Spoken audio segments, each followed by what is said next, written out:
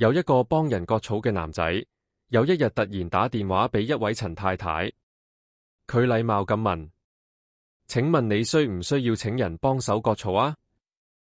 陳太太回答：唔使啦，我已經有固定請開嘅割草工人。正常人聽到呢句，可能已經收線，但男仔冇放棄，繼續講：如果你請我仲可以幫你清理埋花圃裏面啲雜草。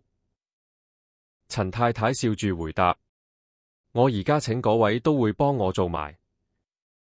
男仔再接再厲：咁我仲會幫你將草坪四邊修剪整齊，令成個花園睇落更加靚。但陳太太依然回答：謝謝你，不過我而家請嗰位做得好好，我暫時唔需要換人。之後，男仔就禮貌咁收線。旁邊嘅室友聽完整個過程之後，非常疑惑，佢忍唔住問：等等，你唔係本身就喺陳太屋企做割草嗰個人咩？點解你仲要特登打電話去問佢請唔請人？男仔聽完之後笑咗笑，只係平靜咁講：我只係想知道自己做得到底夠唔夠好。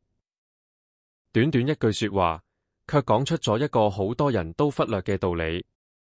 好多人成日都覺得我已經好努力，我做得已經唔錯，問題一定唔喺我身上。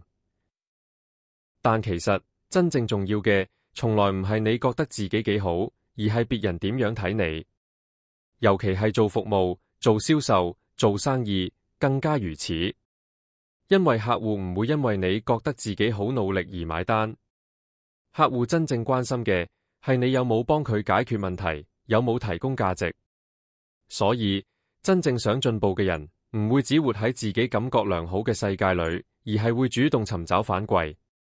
因為只有透過別人嘅評價，你先會真正知道自己邊方面做得好，邊方面仲有不足，邊啲地方需要改善。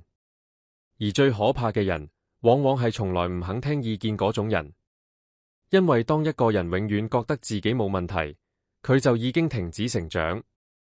其實真正優秀嘅人都有一個共同特點，佢哋特別願意檢討自己，因為佢哋明白，進步最快嘅方法唔係不停證明自己啱，而係不斷發現自己邊度可以更好。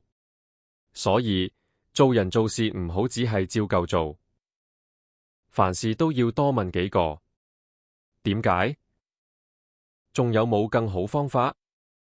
客戶真正想要嘅係咩？我仲可以提升啲乜？當你開始養成反思同自我檢討嘅習慣，你就會慢慢同大部分人拉開距離。因為真正厲害嘅人，從來都唔怕被評價，佢哋怕嘅反而係自己一直停喺原地。你認同嗎？